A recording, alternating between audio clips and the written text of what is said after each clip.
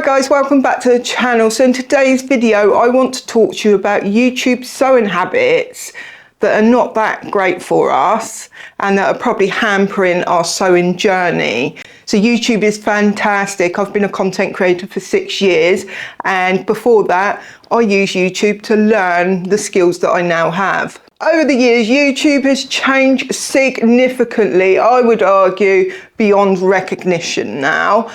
And there are a lot of habits that we are doing that are just not very good for us. And I want to get into that because I really feel that if we're going to use YouTube as a resource for sewing, then we want to do it in an efficient way, a proactive way, a productive way. And so we can get the best out of YouTube, and then we can get the best experience with our sewing. So I would say the first negative thing that we can do on YouTube as viewers is too much watching, not enough doing. So it's all good and well if we come to YouTube, say for example, we want to learn to insert a zip and we don't know how to do that. We might come to YouTube and search how to sew a zip, watch it and then do it, which is great. That is fantastic. But the good thing about YouTube is that there's lots of different types of videos. So you'll get instructional ones like that, but you will also get vlog style ones.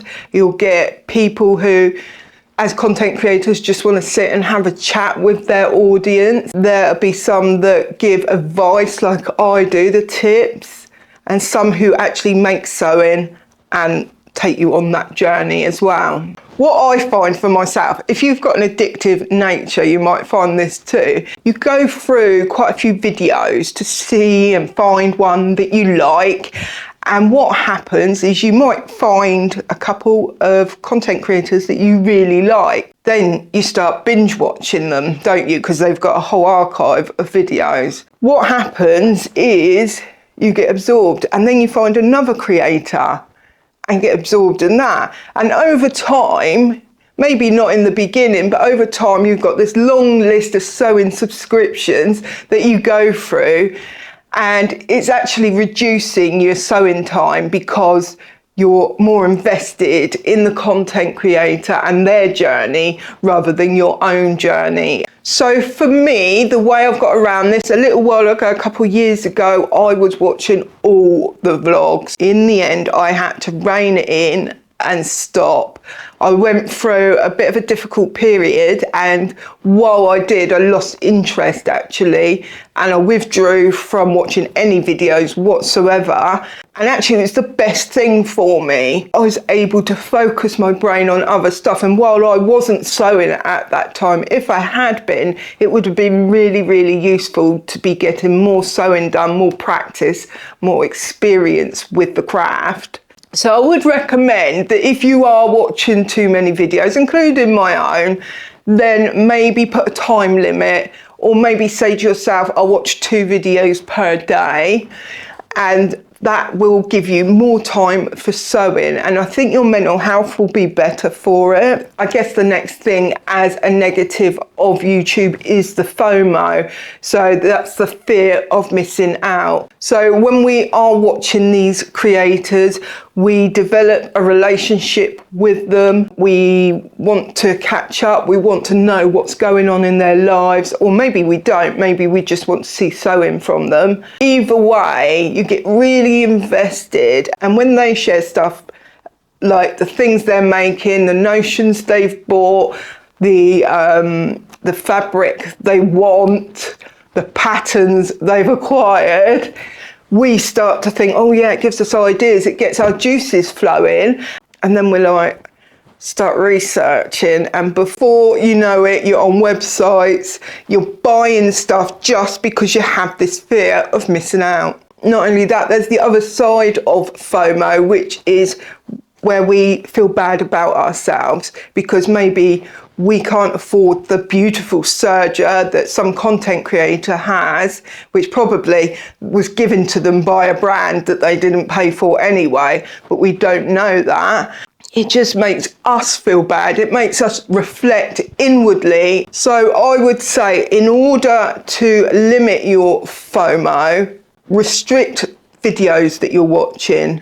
because we are talking specifically on YouTube. This would apply to Instagram as well. By the way, I am on Instagram at Penguin and Pear. Do go and add me over there. I'm trying to build my account up because I used to have an account under that name and it got deleted accidentally and I had like 3,000 followers.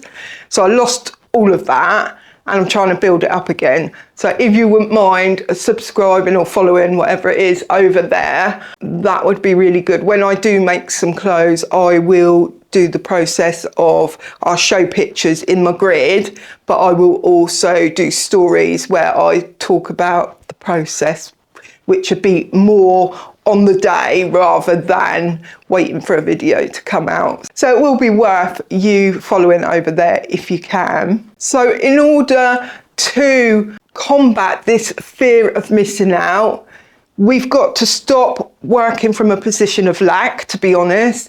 We want to be in a position of abundance. I've been watching some videos on this, so that's why that's come to mind. If we're from a position of lack, then we are going to be looking at other people on YouTube with a negative mindset because there's a comparison that you have when you have lack. For example, I would say I actually started my YouTube channel from a FOMO, from a fear of missing out. I was friends with Sian from Kittenish Behaviour and I was watching her and others and I really wanted to be a YouTuber and I really felt like I was missed out because I wasn't one. At the time I just thought, I can't do it. But the drive to do it because I thought I was missing out on something great really helped me to overcome my fears about getting on camera. And if you saw my early videos, they were not good, but you've got to start somewhere. It is really all about mindset. And if you can't control your mindset around FOMO, then distance yourself from the video. Just before we move on, if you are enjoying this video, I would appreciate a like, comment and subscribe if you haven't already. If you are so inclined, I would really appreciate a coffee. That is just basically a financial tip as such. It just says thank you for the content that you're creating and it helps me because YouTube doesn't pay very much. So the next negative side of YouTube, these are not really negative sides, they're only negative if we ourselves let them become negative. It's like the saying, like if we have a fight with someone and we will say to them, you made me feel this certain way, but they didn't. You made yourself feel that way based on their actions. It is the same with imposter syndrome. I do think there's a big overlap between FOMO and imposter syndrome. I think they merge into the one. Have you ever watched a YouTube video, a sewing one, because we'll stay on niche here, but have you ever watched a video and they're sewing a line of stitching and it's absolutely perfection, and you just think to yourself, why can't I sew like that? I must be a really bad sewer. It might even lead you down the path towards not sewing anymore if you feel that strongly about it, because we have to remember our thoughts dictate our behaviour and our behaviour dictates our actions. And so if we are going to have a cascade of negative feelings around watching stuff that other people do, when I see people, especially on Instagram, I'm talking about Instagram quite a lot today. When I am on Instagram and I see these outfits, they're like party dresses and they're intricate and they've got pin tucks and they've got all sorts of things going on. And I'm like, I could never make that. I probably could, but I do have these thoughts of I could never make that. So when I have that thought, I'm not then going to make it, am I? Because I've already told myself that I'm not going to make it. So why would I even try? If I'm telling myself I can't do something, it's just never going to happen. So it really goes back to my last point where I was saying if you feel like that, you start to feel negative from what you're seeing, then unfollow it because it is just not worth it. And we've also got to do some work on ourselves if we do have esteem issues around whether we're good enough. then we have to work on that, because it's about recognising it really and understanding that it's a limiting belief. It's not real. I love the saying that therapists say that just because you have a thought does not make it true. And that is so true. And that's something where if I'm catastrophizing, I try to remember that, and it really does help pull me out of it. And I think in terms of this, in terms of YouTube, sewing videos, you've got to tell yourself, just because you're looking at something and you're feeling inferior to what you're looking at doesn't mean that you are not very capable. And even if you can't actually make something like you're seeing on screen, that doesn't make you any less than anyone else. I should really give myself this advice, but it doesn't, does it? It just means that you've got a different skill set. You're probably good at some stuff that they're not good at. We've got to keep a healthy mind about it, because being on social media, any social media, whether that is YouTube, Facebook, Instagram, even Google, we have to be very mindful and be careful about what we're absorbing and how we're absorbing it, and how we're letting it affect us. There's no real answer to either FOMO or imposter syndrome other than just change your mindset. It's the only thing, or stop watching things that cause this. This is a hobby. It's supposed to be fun. It's supposed to be something that we get excited about. So there is no point whatsoever having imposter syndrome or FOMO. It's not going to achieve anything. Have you subscribed yet? I want to know that you have subscribed. Leave me a comment and let me know if you have. So we'll move on, and now we're going to talk about having too many ideas. With the internet, there is so much information there, too much really. And it can become really, really overwhelming. A few years ago, the sewing niche it just exploded with content creators wanting to share their makes. What happens is we see a make that someone's made, or we see a video that someone's produced, and it gives us ideas. So we might see the outfit that they want. I've had lots of times I've made an outfit, and then I've had viewers go and replicate that exact outfit that I have made, which kind of defeats the object of sewing, because like you do it to be individual, but people get inspired by what they see and they want to recreate it for themselves. So there's nothing wrong with that. It's just that when you're absorbing a lot of videos, you're just going to get more and more inspiration, and your list of projects is going to get longer and longer, and that will bring other problems that we'll talk about in the next point. It's going to be overwhelming, and then you might have all these plans. Maybe you're making a capsule wardrobe and you know that you want t-shirts, trousers, skirts and blouses, for example, if you go to work.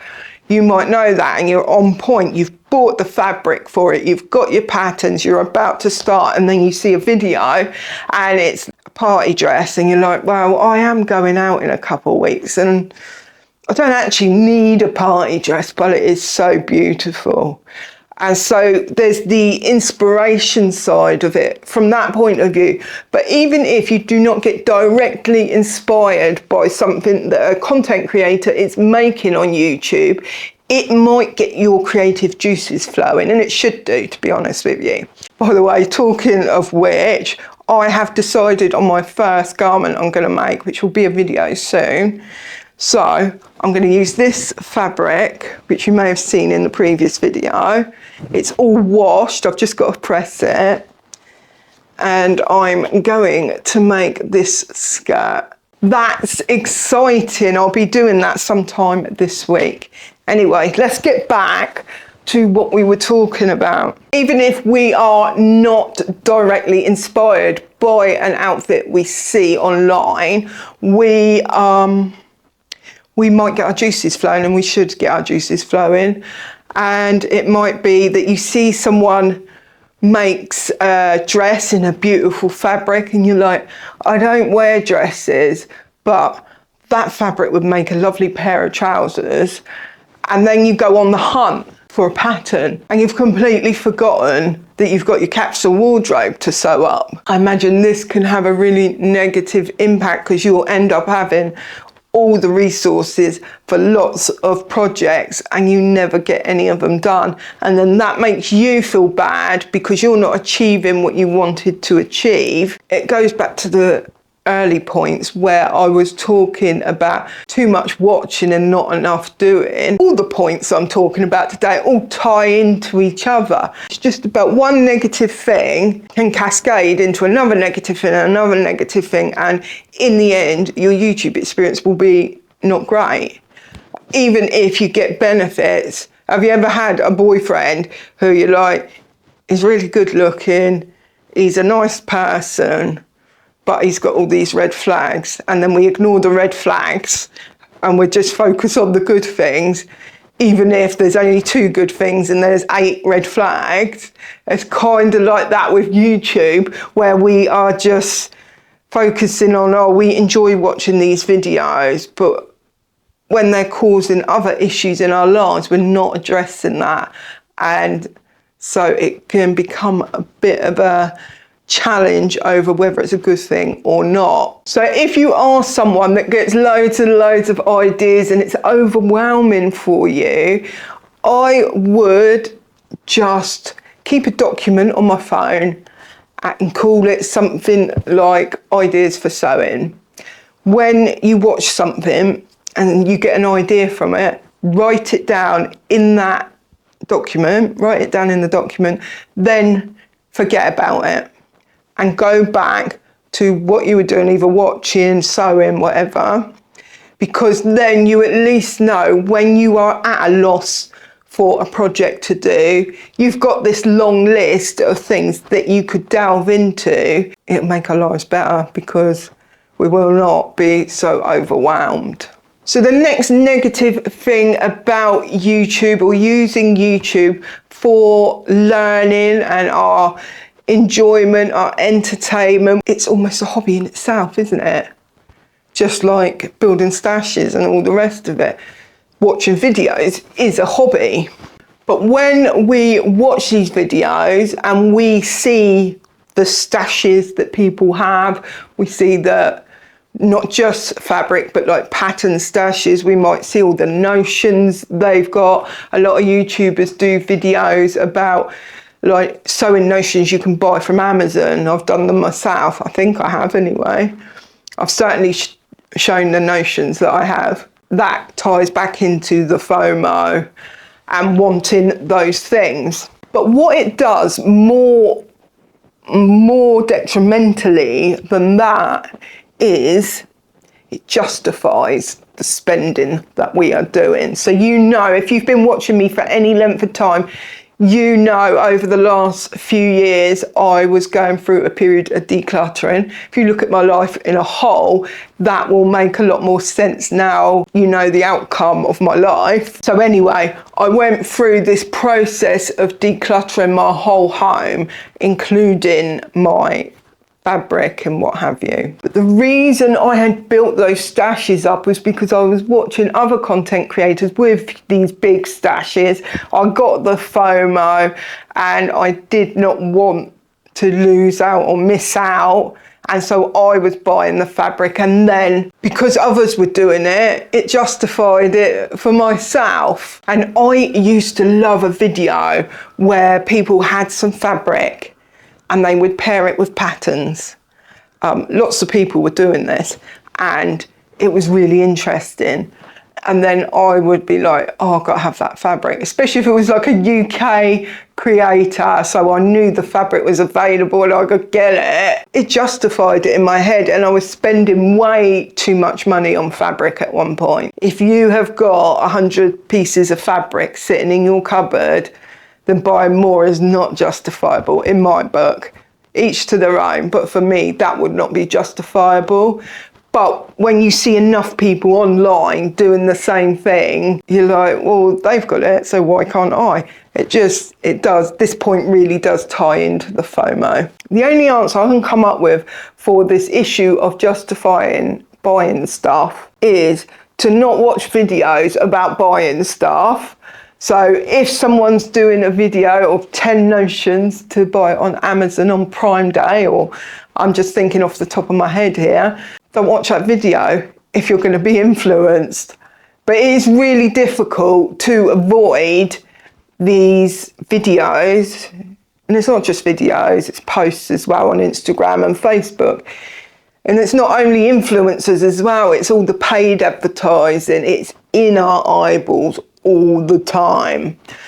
It is really hard to completely stay away from it. I think what we've got to tell ourselves is just because someone else has got a big stash doesn't mean we need one.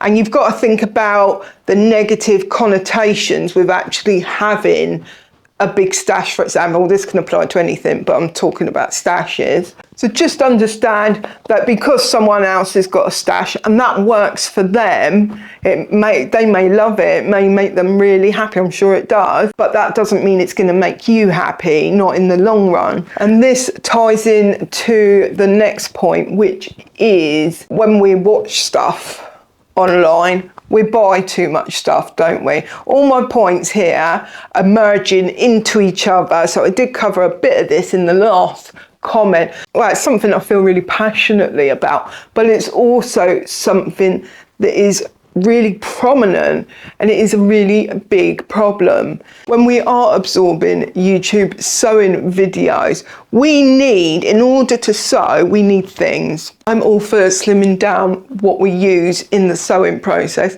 because I don't want my home overrun. It's not a storage facility, it's my home where I live and I just happen to sew for work. And I don't want my home overrun. But when we're on YouTube, we see things that we might never have even thought about before. For example, I don't know where it is right now, but I have one of those buttonhole gauges. I didn't buy that, I won that in a giveaway. But the point remains, before I saw those online, I didn't want one because I'd never heard of them. I didn't know they were a thing. And then once they were a thing, I really wanted one. But the reality is I haven't used it very much. I think I used it like twice on a coat and that was it. And what can happen is, and I certainly went through this in the beginning, was that I wanted to have every possible notion out there. There was something in my mind. I was in a position of lack. I didn't have a lot of money. I wasn't working because of my illness. When I saw other people with all these notions, it made me feel like I wasn't enough because I didn't have these things. And this goes back to the imposter syndrome. So I would then buy notions.